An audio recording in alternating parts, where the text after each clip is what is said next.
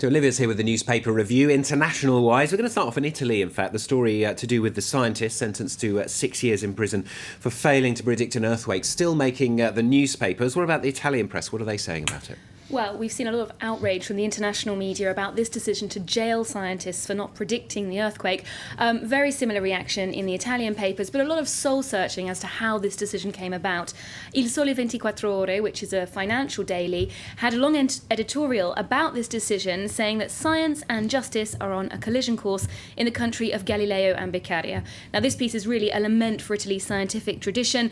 They say this decision is ridiculous, that everyone knows you can't really predict an earthquake with any accuracy, be that in Japan or the US or Italy, and that they've been making very unreasonable demands on scientists, that scientists haven't still, found a cure for the common cold, so they can't necessarily predict a huge earthquake. They also have a bit of a dig for the municipal authorities in L'Aquila who convicted these men.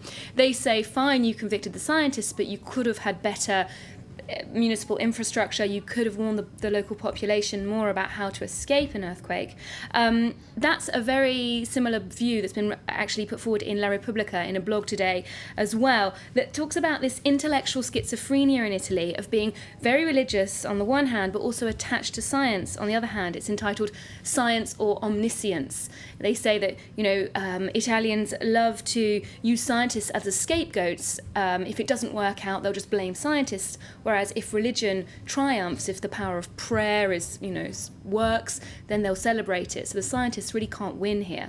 OK, we're going to go from Italy to Russia, more on the Pussy Riot case. One of the three girls arrested has been released. The others, though, sent to high-security prisons. What are the papers saying about that? Well, in Russia, they're concentrating on the happier news, that is the release of one of the girls. She left jail a few days ago, actually, because she had a suspended sentence. Yekaterina Samutsevich gave an interview to Moscow News talking about her time in prison. She said it was generally quite okay. She even said the food was fine, but she did say she wasn't quite sure why some of her cellmates were in prison, that they had these very vague economic crimes that she didn't understand, and she did feel that people's rights were being violated, although the paper suggests that she perhaps wasn't speaking very freely. She's a bit cautious about what she says right now because, of course, her two fellow bandmates are still in prison. She didn't talk about why she changed lawyers, for example. And on those two other women, they have been moved now to prison camps in very far-flung regions of Russia.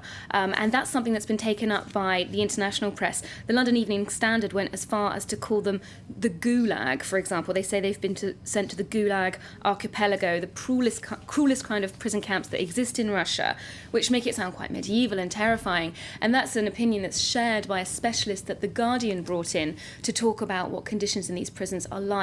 Over 100 women to a room, razor wire everywhere, forced labour, and of course very limited access to your family because you're hundreds of kilometres away from where you live. So it's a very damning picture of Putin's attempts to crack down on freedom of expression. And finally, a controversial new poll. This is saying that many Israeli Jews would support an apartheid system in Israel. Yeah, this story that originated in Israel has, of course, gone all around the world because very controversial results of this poll. Haaretz have the statistics.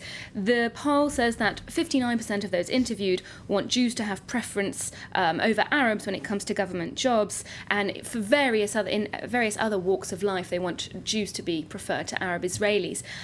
It must be pointed out, though, that this survey does only take 500 people into account. They've tried to make it representative of, all kind of Jews that are present in Israel.